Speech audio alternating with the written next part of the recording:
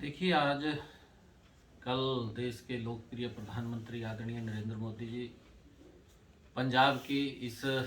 पवित्र धरा के ऊपर, ये गुरुओं की धरा है, पीरों की धरा है, इस पवित्र धरा के ऊपर देश के लोकप्रिय प्रधानमंत्री आदरणीय नरेंद्र मोदी जी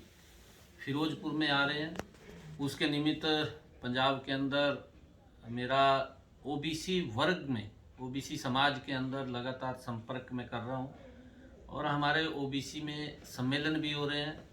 लगातार। उनके बीच में जो ओबीसी वर्ग के लिए देश के लोकप्रिय प्रधानमंत्री नरेंद्र मोदी जी ने किया है, वो ऐतिहासिक कार्य आदरणीय प्रधानमंत्री जी ने ओबीसी समाज के लिए किया है। ओबीसी वर्ग जिन समस्याओं को लेकर के, जिन कार्यों को लेकर के लगातार मांग कर रहा था, परंतु उनकी मांग को पूर्व की सरकारों ने कभी पूरा नहीं किया। वो पहली बार है कि देश के प्रधानमंत्री नरेंद्र मोदी जी ने ओबीसी समाज को एक बहुत बड़ी सौगात अपने कार्यकाल के अंदर दी है, क्योंकि कांग्रेस ने तो लगातार ओबीसी वर्ग को एक वोट बैंक के रूप में इस्तेमाल किया है, ओबीसी वर्ग को रैलियों में अपनी संख्या बढ़ाने के लिए इस्तेमाल किया है। जब ओबीसी समाज के हकों की कोई बात आती थी या ओबीसी समाज को कुछ देने की बात आती थी, कांग्रेस पार्टी ने उसको दबाने का काम किया, कभी उसको हक नहीं दिए। लगातार ओबीसी समाज ओबीसी आयोग की मांग करता रहा, ओबीसी को संवैधानिक शक्तियां मिले और ओबीसी को जो 27% का आरक्षण है उसका पूरा अधिकार मिले, परंतु कांग्रेस पार्टी ने लगातार उसको दबा करके रखा है। उसका उदाहरण भी है, क्योंकि आदरणीय प्रधानमंत्री जी जब ये बिल लेकर के लोकसभा के अंदर 2014 के बाद आए,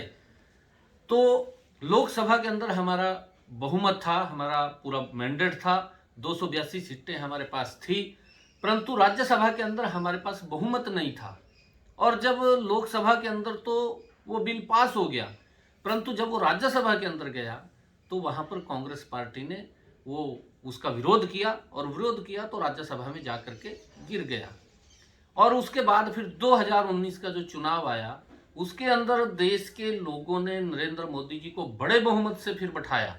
और बड़े बहुमत से बैठाया तो राज्यसभा के अंदर भी हमारा बहुमत पूर्णता की ओर हो गया था। और पहले ही लोकसभा के 70 के अंदर वो दोबारा फिर बिल आया और बिल पास हुआ और राज्यसभा में गया तो राज्यसभा में भी पास हुआ। आदरणीय प्रधानमंत्री जी ने ओबीसी आयोग बनाया, ओबीसी को संवैधानिक दर्जा देने का काम किया और ओबीसी को जो उनके बच्चों के लिए एमबीबीएस की सीटें हैं, चाहे एमबीबीएस के अंदर एमडी की सीटें हैं, चाहे एमबीबीएस में पीजी की सीटें हैं, उन सब के अंदर ओबीसी वर्ग के बच्चों को 27% का आरक्षण जो देने का अधिकार दिया है, तो नरेंद्र मोदी जी ने दिया।